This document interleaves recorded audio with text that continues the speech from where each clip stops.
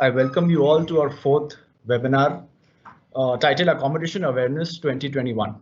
I'm looking forward to yet another informative discussion, this time on how accommodations and facility service providers were impacted by the onset of COVID-19, the measures taken to facilitate opening up, and the emerging trends in the not so distant future.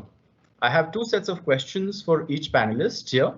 And if time permits, we shall go to some questions from the audience as well.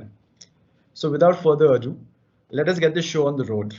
I begin the session with our youngest housekeeper, that's Ms. Deo. Ms. Deo, my question for you. It's no secret the tourism and hospitality industry has been one of the worst hit in this pandemic. How, in your opinion, has the role and perception of accommodations and facility management changed for the industry this past year? First and foremost, thank you for this wonderful opportunity and very nice question, Zamanjit. I think there has been a major paradigm shift in the perspective of looking at housekeeping and facilities, because earlier it was a cost-centric department. Today it has become an investment-oriented department. Earlier, it was about get the cheapest chemical, get it to the lowest cost. But today, I think people want world-class chemicals. They want world-class equipments, and they want best of the staff to clean their premises, which also means that the SOPs have become, or your standard operating procedures have become a little more elaborate than they were in the past. Also, now the focus is more on collective ownership. If I could say, earlier it was only the admin team or the housekeeping who would be held accountable for the upkeep of the premises. But today, every stakeholder, including the employees, owners, everyone has come as a team to ensure that best of the standards are maintained. And one more thing which I would like to highlight here is the growing, focus of SLA, or what we call service level agreements, when it comes to, having the housekeeping plans executed, that they are more pertinent and more organized than going in a haphazard way. So these are some of the changes which we foresee. Thank you so much.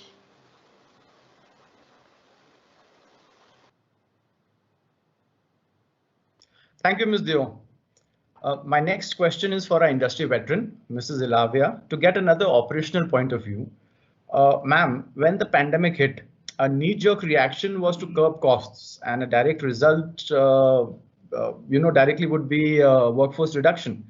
And the housekeeping department has also been subjected to this realignment. And as what I picked up from something that Ms. Deo shared, that time to make arrival rooms ready has only increased. So how are housekeeping teams meeting this challenge?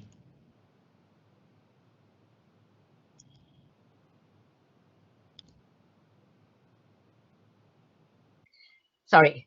Good evening, everyone. And thank you so much for this opportunity to share my experience. Yes, it's a wonderful question. And let's start with challenges. Well, the challenge for housekeeping till now was to turn around rooms. Okay, so faster we turned around rooms, the faster we could sell it, because that was revenue. But our friend COVID-19 changed everything. The challenges that it's thrown at us at housekeeping at a hotel is something that is unavoidable. It's something that we cannot block out. So before I go into how we actually met these challenges or how we are planning to meet these challenges, a quick look at some of the challenges that we have. One of the challenges is that we used to do a lot of training of our staff. But what was that training on? The training was on how to make a room, how to clean a bathroom, how to maybe do a carpet shampooing. But now the training is totally different. The training is on safety, on hygiene, on sanitization, on self, and for the guest. Is a PPE necessary? Do I have to wear my mask? How many times do I wash my hands? How do I wash my hands? These are some of the challenges. Getting a staff member to keep going and washing his hands. That means he has to leave the floor and maybe go to the pantry or maybe come down to the staff locker. It's a challenge. Next was sanitization of all areas. We used to only clean areas. We didn't sanitize them. That was a challenge. Next is disposable of linen. Linen used to be picked up by the bare hands. And this, as we know, the COVID virus can stay in linen for a long time on cloth. So how do we train our staff and tell them that this linen that you're picking up, don't keep it near your body, dispose it off in bags? And last was minimizing interaction. If you look at our operations started with a briefing. We needed to stop that briefing because briefing meant huddled up. Everyone was huddled up. How did we do that? Well, the first thing that we met was this communication, meeting people for a briefing. We stopped that. We started small WhatsApp groups. So it was WhatsApp for the floors, WhatsApp for a department, interdepartment, and this worked fine. It was wonderful because I was communicating actually more with my colleagues than I was doing pre-COVID. Next was preparing rooms in advance. Because of this communication, I could prepare rooms in advance. I didn't have to wait in that morning. I had ready rooms. I had 10 rooms. I gave it to front office and said, okay, buddy, these are the 10 rooms that I had because I had lesser workforce as it is. Next was we did not, most of our training used to be in a classroom training. That's what pre-COVID was. So if it was either in the classroom or it was in a room or in a bathroom if I was teaching them, or training them. But now we changed that. Each L&D manager made wonderful videos of various training methods, and we put them up on LMS, on the learning management system. We gave incentives in the form of, on the cafeteria walls, we put up little placards with stars on them saying XYZ finished this training, and there'd be a golden star. And people got motivated to go on and go back to the classrooms when it was vacant, and they went. They had the privilege of having the computer for themselves, and they could do these classrooms. The next was multitasking. We met this challenge by multitasking. We realized that the front office person needed to be also a bellboy, needed to also go on to the rooms and clear the rooms. So these are some of the ways we've met the challenges. Thank you. Thank you, Mrs. Elavia. I am pretty sure all of us here and quite a few of our audience members may relate to what you have said. Reminds me of my time in operations, and I can definitely connect to what you said about briefings. Getting people for briefings was one of the most important things. And many a times when the hotel is busy, just to have them collect for that briefing used to be a challenge. The challenge, handling the guest was a different challenge. Just getting everybody together was a challenge. And now the paradigm shift is such that you don't need that. We should not be doing that anymore. Another thing that I can immediately recall was, reminding staff just to keep smiling when they're dealing with guests was such a thing. And now that is hidden behind the mask. So of course the smile is visible in the eyes. So the importance is still there. But it just makes one think of how things have changed in our industry. But moving ahead, thank you so much for that information. It was really very, very to the point and very near operations or near everyone's heart who has done operations. So we move ahead to Saurabh Krishna, my next panelist. So Mr. Krishna, it is clear that, from what both our lovely ladies have said, that the SOPs for preparing arrival rooms have changed. Would you like to highlight some prominent operational implications of the new cleaning protocols? Thank you, Zamanjit. Wonderful points were covered by Anita ma'am as well as by Aditi ji. And in fact, they spoke really about the recent things, which is the recent scenario which is happening in the industry. We have to see within 13 to 14 months, how the things have changed, and a small thing which can make so much of impact on our industry and on the work process, which we have been doing it over the last, 30 years or maybe 100 years, and it has forced across the world, domestic and international scenarios, that yes, there is a time and you really need to change yourself. The process has to change, the style has to change, you like it or you don't like it, you need to change. So the change is inevitable, as we already know. When we're talking about the average room cleaning process, of course, the things have completely changed. I recently had a chance to stay at in one of the five-star hotel in Chennai, Grand Chola, and when during my stay, I had experienced a different revival of a housekeeping perspective.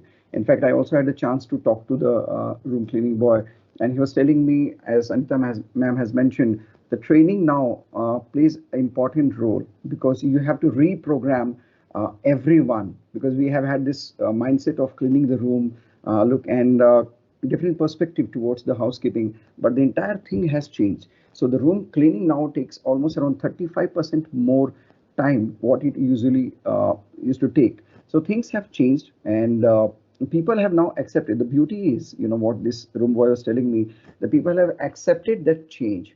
Now that's the beautiful thing, and that's commendable about our industry, that how the change has been accepted, and people are really very happy about that change. Yeah.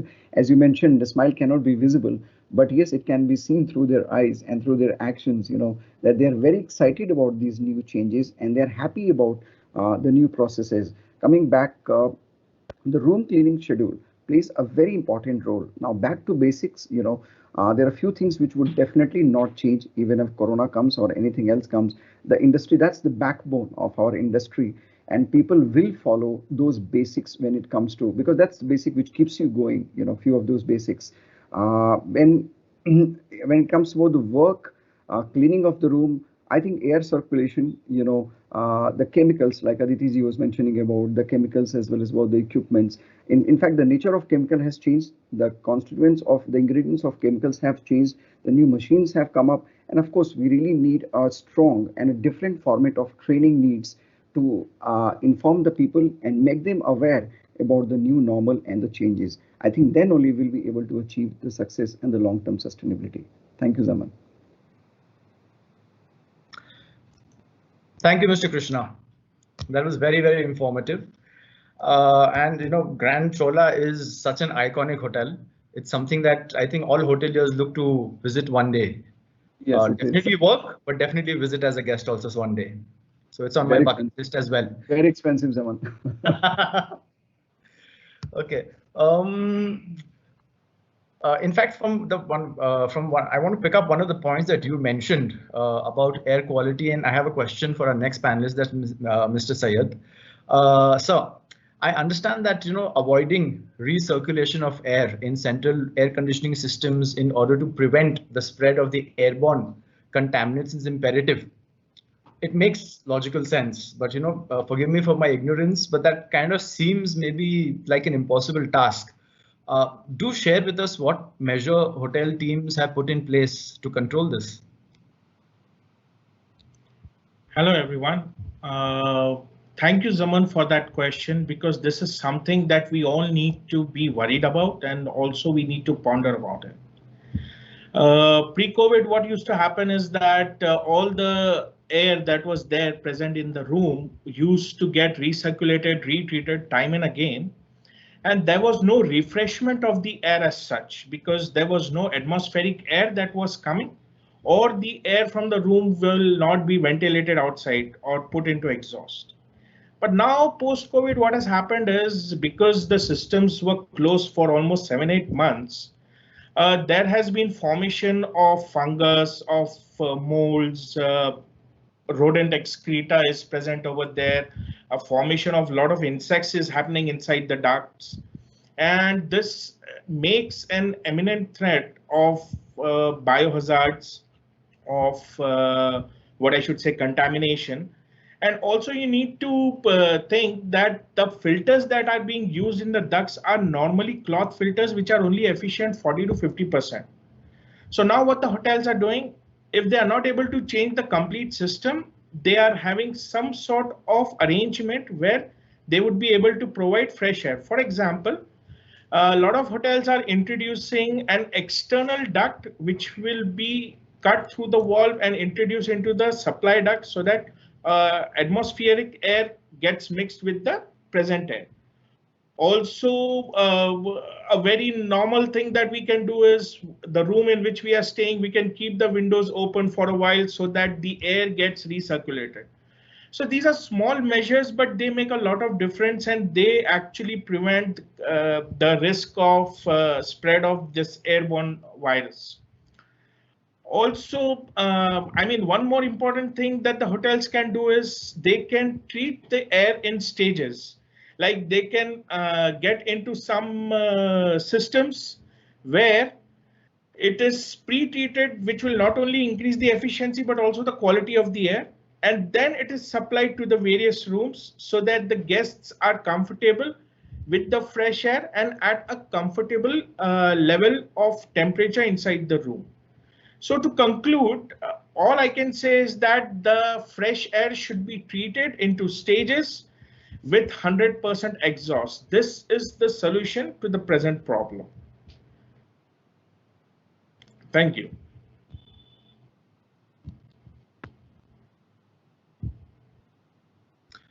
Thank you, Mr. Syed. That is a revelation for all of us indeed, and I'm hoping our audience are also absorbing this information. I would now move to Chef Mulaokar to get a facility design perspective. Chef, in your expertise, how did the new norms or the regulations impact the flow of work and facilities management while resuming operations across guest-facing departments? Good evening, Zamanjit. Good evening, everyone. I think this is a very valid question which you have asked, because what had happened that you can make changes into the trainings, you can make changes in certain SOPs which you're doing it, but then changes into the facilities which is already existing, and outside world was talking about virus stays on the furniture or into the the walls for 12 hours, 24 hours, 36 hours. Nobody was having any valid reasons or valid exact things that how long it's going to stay. So that was not possible to change. But what kind of changes we bring in here is basically to understand first what government wanted, what kind of protocols been set by the government, what kind of facilities change in terms of the social distancing norms.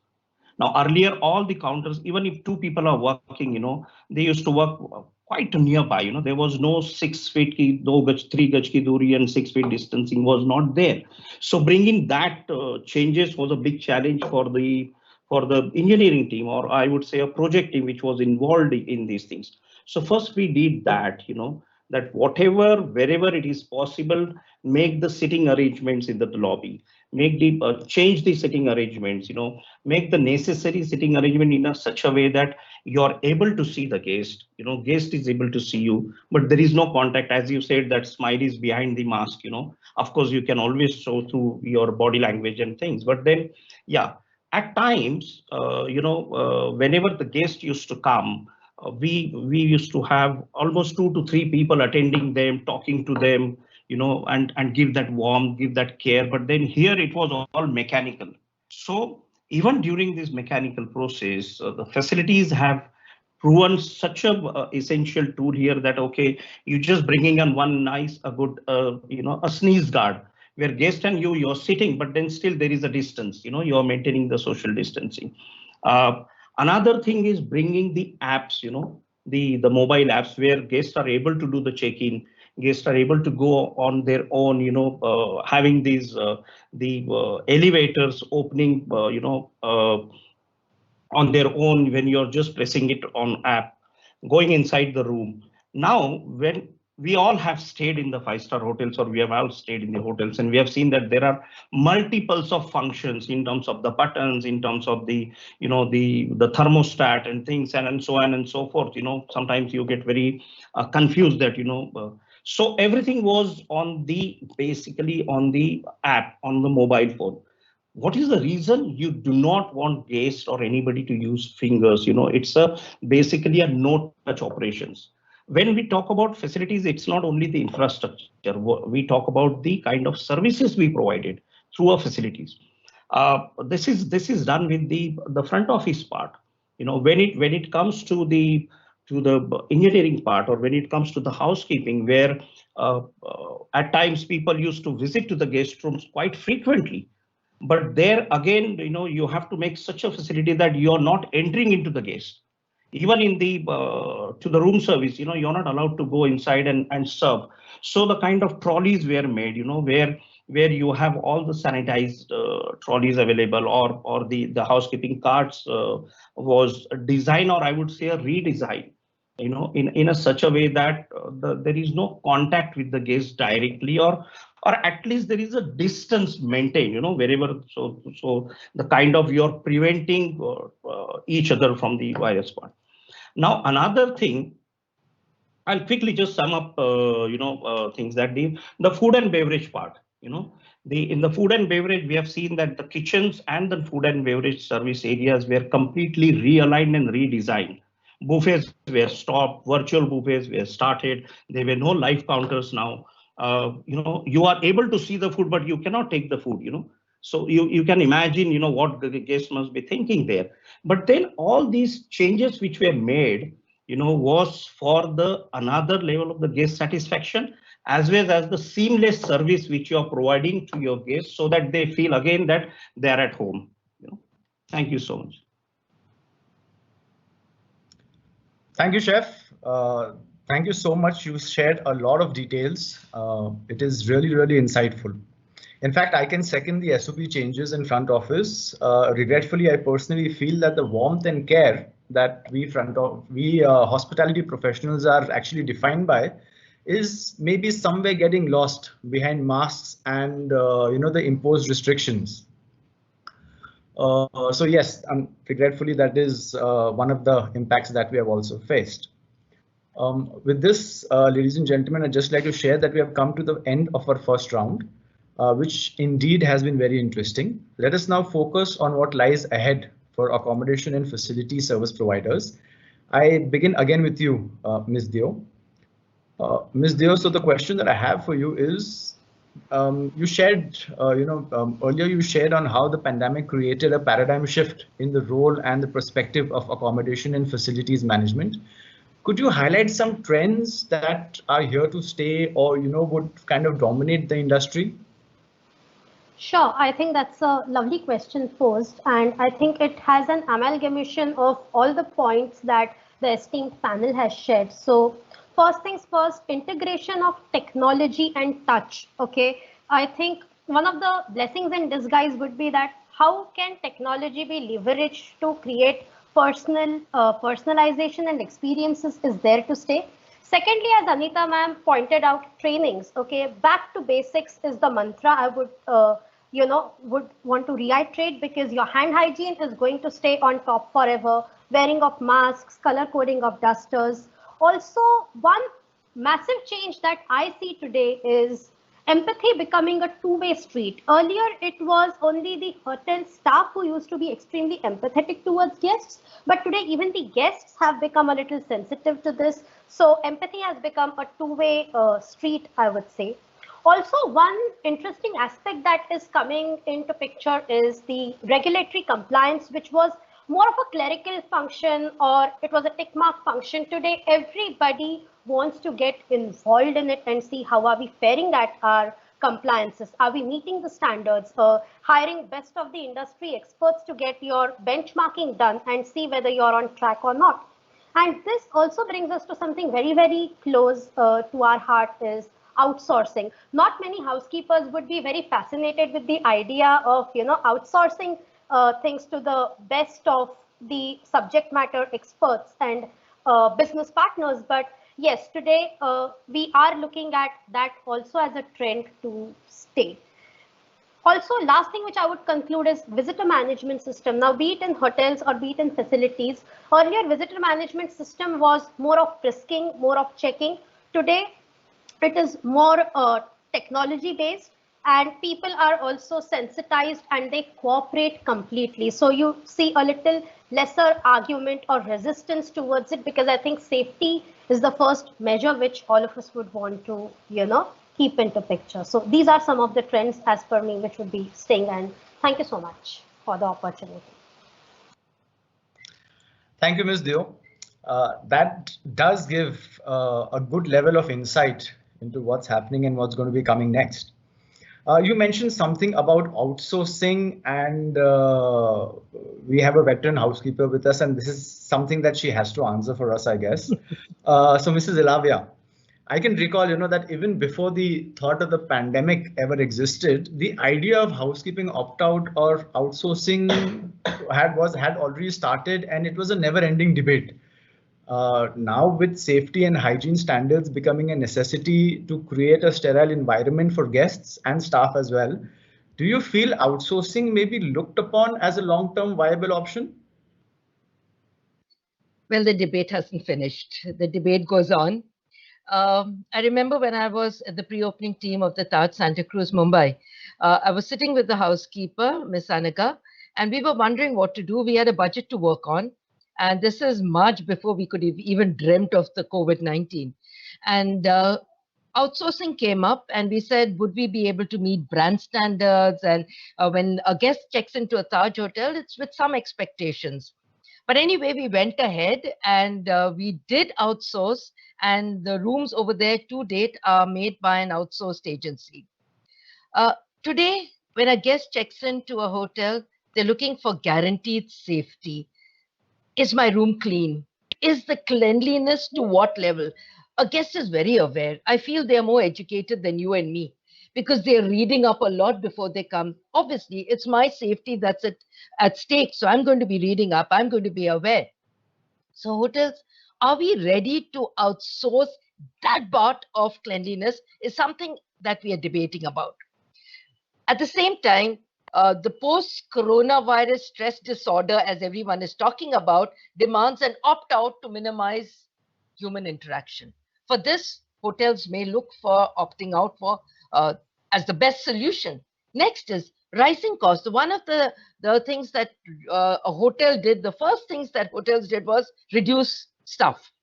That was the way of meeting because revenues weren't coming in. What do? So you reduce staff.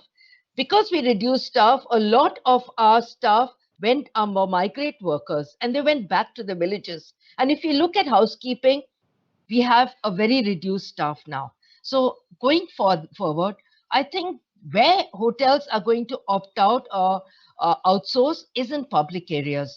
I do not see it as outsourcing on our floors, but we will be doing it definitely in public areas because I don't have to wonder about salaries, about no worries about whether staff is coming in. This is the area I need cleaned. This is the SOP that I'm giving you that I'm going to follow.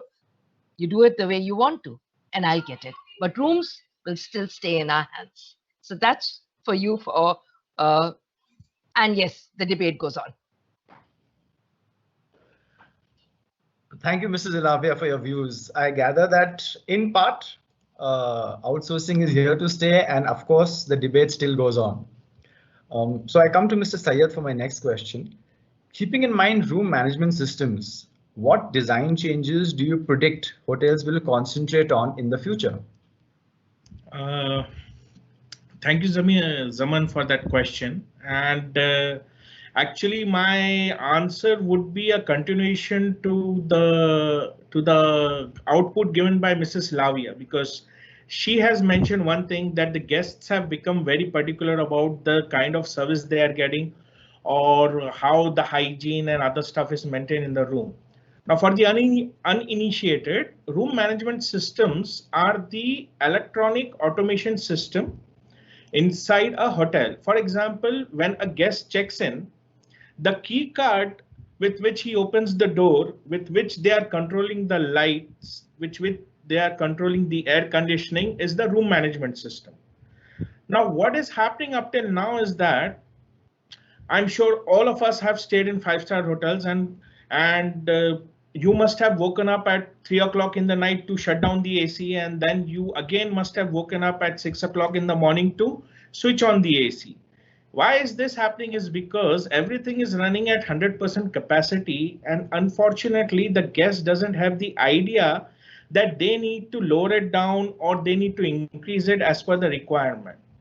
So now what is happening is the room management systems are evolving in such a way that there are different technologies which would sense the requirement of the guest and they would act accordingly. So let me just give you quick examples of two technologies. One is called as PICV and the second is called as Novacon. Now what a PICV does, it is a pressure independent control valve which actually has sensors to know how much cooling is required inside the room, and then accordingly it will adjust the air conditioning, whether it is the air flow or whether it is the chill water flow.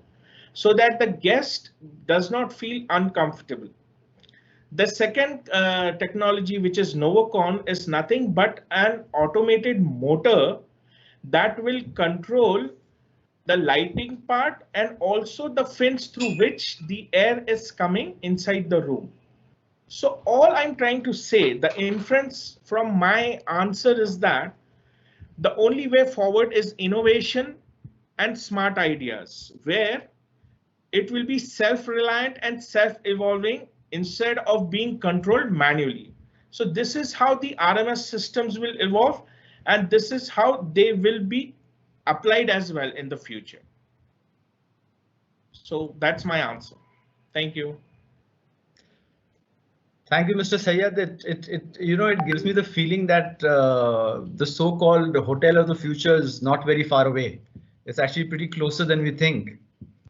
So looking at some of these upcoming and maybe already implemented designs that you shared, it kind of makes me wonder how or where do employees in the workforce fit into all of this. My next question is actually for Chef Mulaokar, our design expert. So, Chef, what do you foresee as the future of facility design with respect to man management in the hospitality sector? Zamanjit, I think this is very important to understand that the kind of leverage we used to get earlier in terms of the recruiting people for every services, like as I said, that one check-in and 3 people are involved. It's not going to happen anymore now. That's for sure.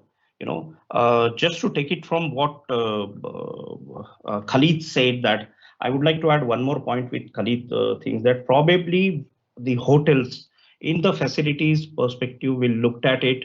The centralized system may get divided into a different system where a one particular area only get probably air condition and another areas may not be, because everybody they says that it may spread the virus or any kind of things. So they may do it into the part rather than just doing the centralized one. Just to add a point for Khalid's discussion. Coming back to the man management, what's going to happen is the multi-skilling.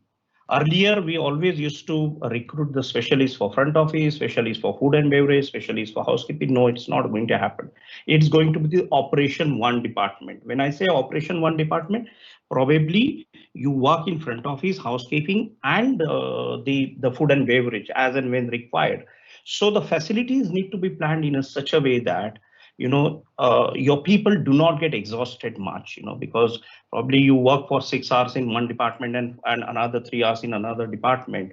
For example, if I have to add here, you're bringing a food from kitchen, to the service station, and then from service station somebody else is going and serving to the guest. That's been already stopped, and that's not going to happen at least for next couple of years. So probably ready to eat food coming from the kitchen directly coming to your table. That's going to happen there. Another aspect of the thing is that probably the workstations, in the front office, you may come up with the dual screen display, where the associate is able to see the display as well as the guest in front also having a display. He can see that what's happening in terms of his billing or anything. Everything is going to become electronic, paperless one, as we said, the contactless, paperless, all those stuff. One more thing which I would like to add here, that when I'm saying that we are going to reduce to the manpower thing, then the automation may come in here to the hotels in terms of ready to use product. Again, I'm correlating with the facilities. Earlier, all the housekeeping people will come with their cart and bring everything and place it there with their individual. This time it may not happen. It's going to be you're bringing in and directly going for the guest to ready to use product, and you're not going to reuse it, or you're not going to again refill it kind of thing. Many companies do have those things, so that's going to go away. One more thing here I would like to say that most of the time, if you see that the food and beverage facilities or anything is kind of a see-through kitchen and live kitchens and things and all, that's going to go away for at least little while, so that you're maintaining the distances here for the interest of the guest as well as the things. One more and the important factor here I want to bring it is the ergonomic factor here. The time motion studies, ergonomic factor, because when you wanted your people to have a multi-skilled, it means they are going to get exhausted more. So you need to really provide them a kind of facilities which is very durable, which is very easy for them to do that.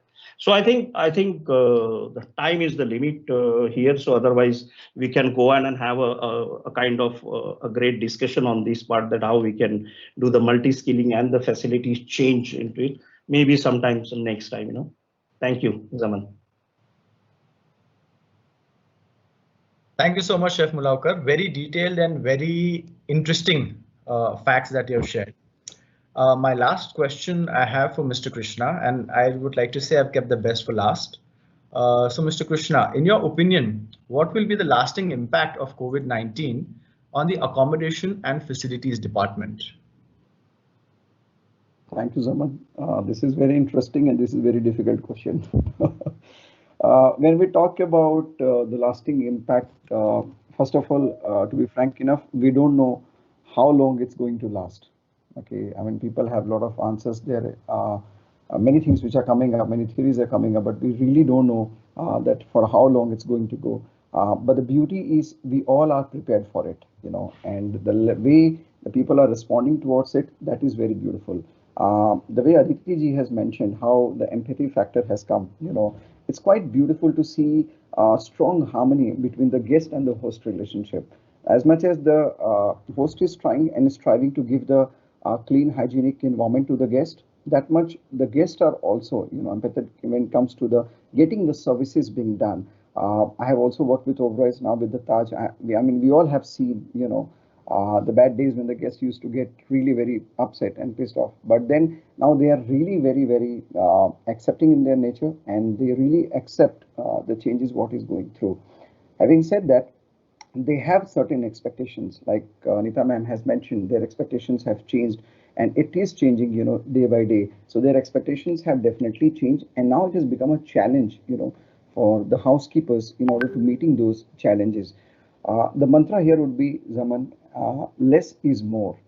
That's something which we must follow that. And that's the mantra which is going to help us for the long-term sustainability. I think that's the beauty which almost every hotel chains operating in Indian scenario has accepted it. So not only in the hotel context, even if you see in the tourism, even you see in the aviations, everybody is now working towards this mantra, which talks about the less is more, and they all are working towards it. That means they want to design the services with a particular hygiene as well as particular expectations, which meets, of course, the expectation of the guest.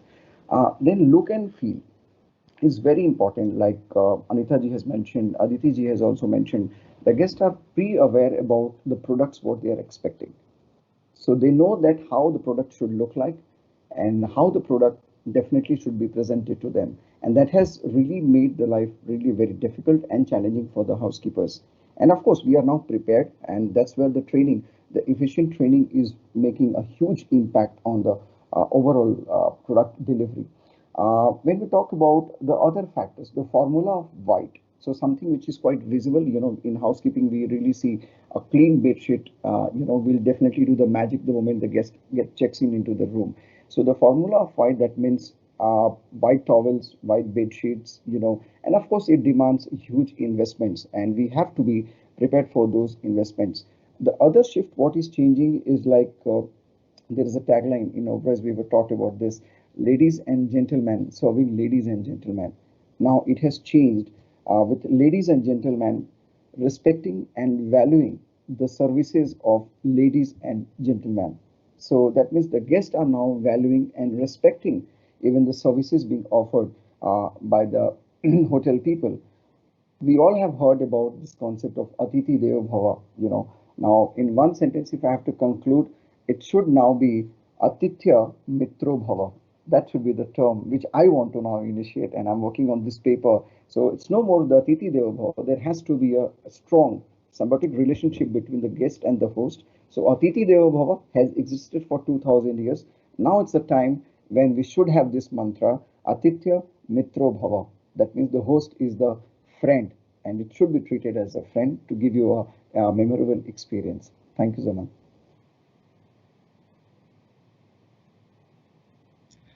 Thank you, Mr. Krishna. That was very nice again indeed. And from what I can gather is that acceptance is not just with the norms and how things are going forward. It is not just the staff or the hospitality professionals, but also the guests who have maybe developed a certain level of acceptance towards what is happening and are maybe in some way cooperating to some extent as well. Let's hope this only continues ahead. We seem to have time for we seem to have time for some audience questions as well. And in fact, the very first question that I have is for you, Mrs. Elavia. The question that's come up is, how are hotels and mainly housekeeping prepared for the rising operational costs? This is something I think you just touched upon, so somebody wants to know some more information. Thank you for the question, whoever has thrown it at me. This question's already been answered by all my panelists. Thank you so much for answering it for me also, but I'm going to take a quick look at it.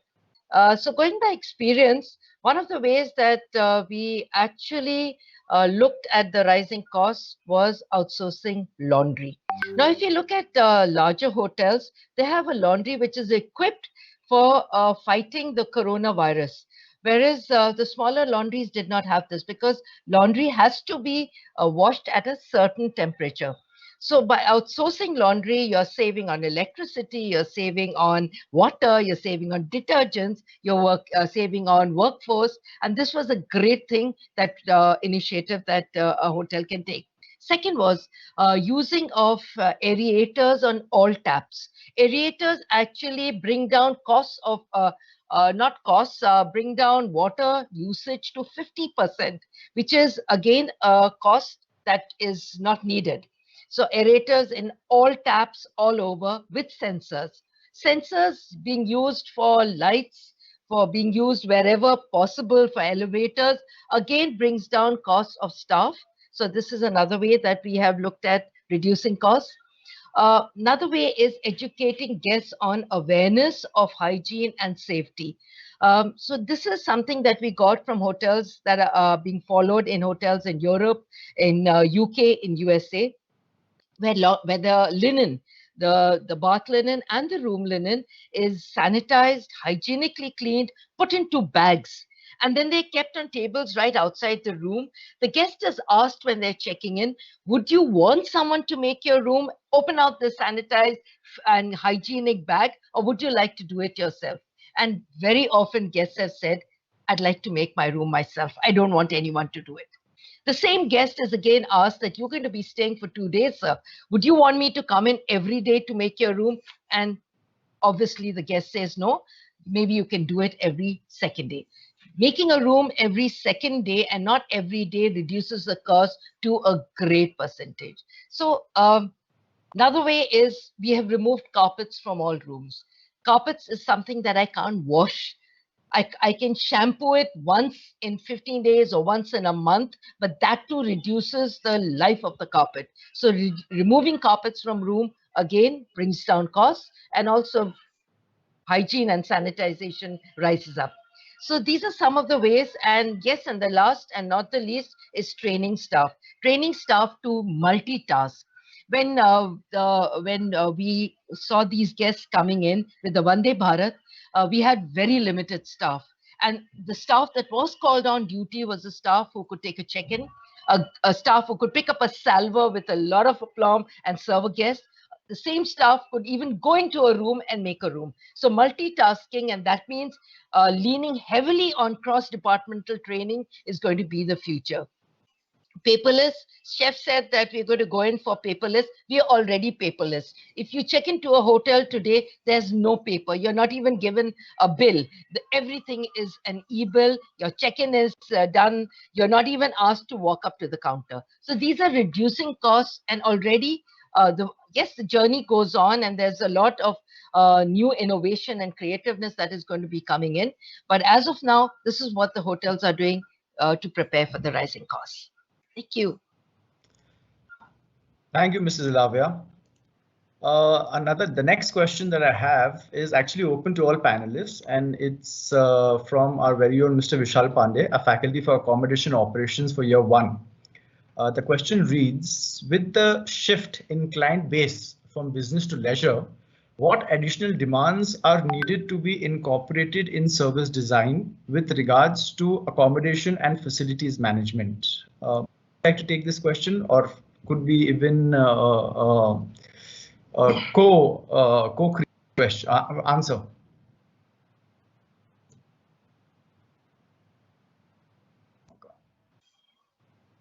Hi, Vishal. This is a wonderful question. Just a quick, actually, I'm questioning you. Where did you get this that we are moving from business to leisure? Because keeping COVID-19 in mind, leisure travel is reduced to its minimum.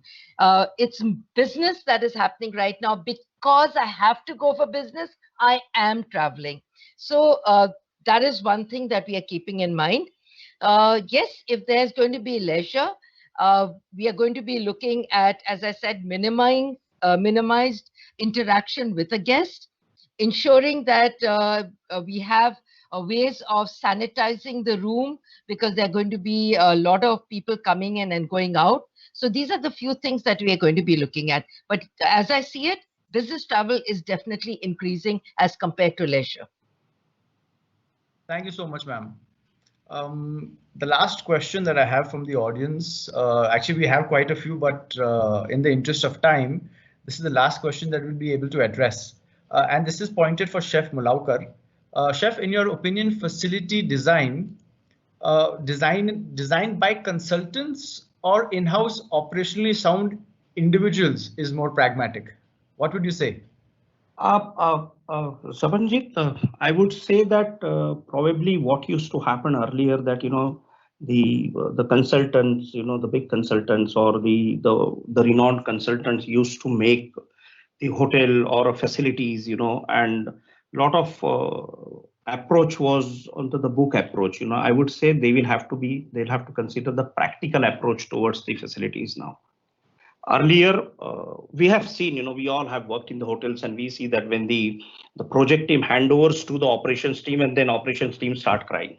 Oh, this should have been like this should have been like that. So what I'm saying, probably, yes, you will have to consult the operation team.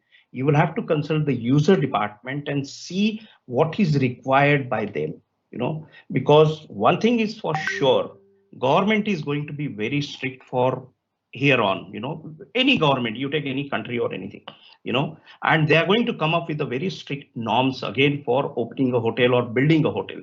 So you will have to go according to the compliance, as well as before you open for the guest, you'll have to go with all the ISO 22,000 certification, 14,000, 18,000, whatever is the certification which ensures the guest safety, security, and comfort. You will have to do that.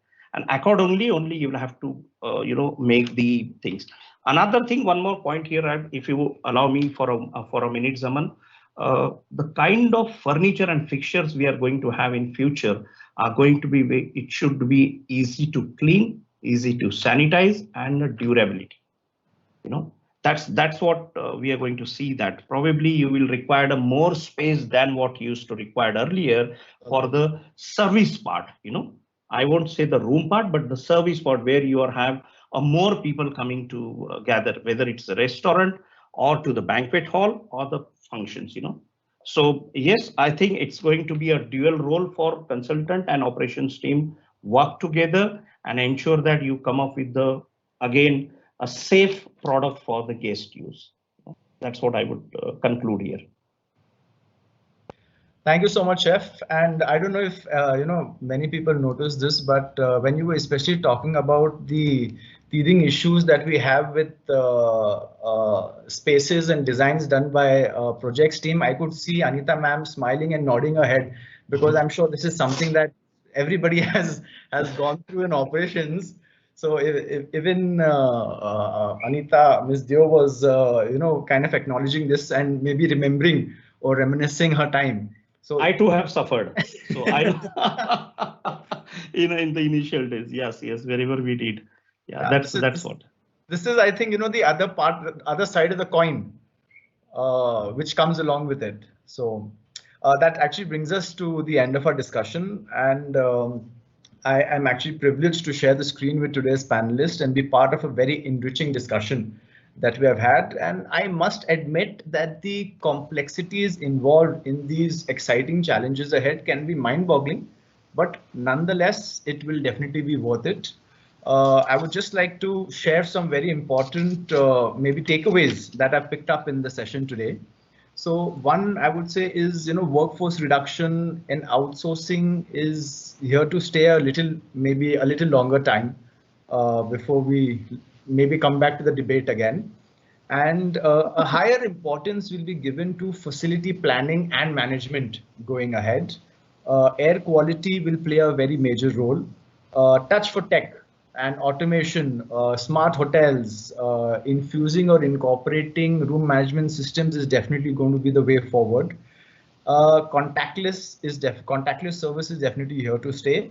And something very simple that Mr. Krishna shared was less is more.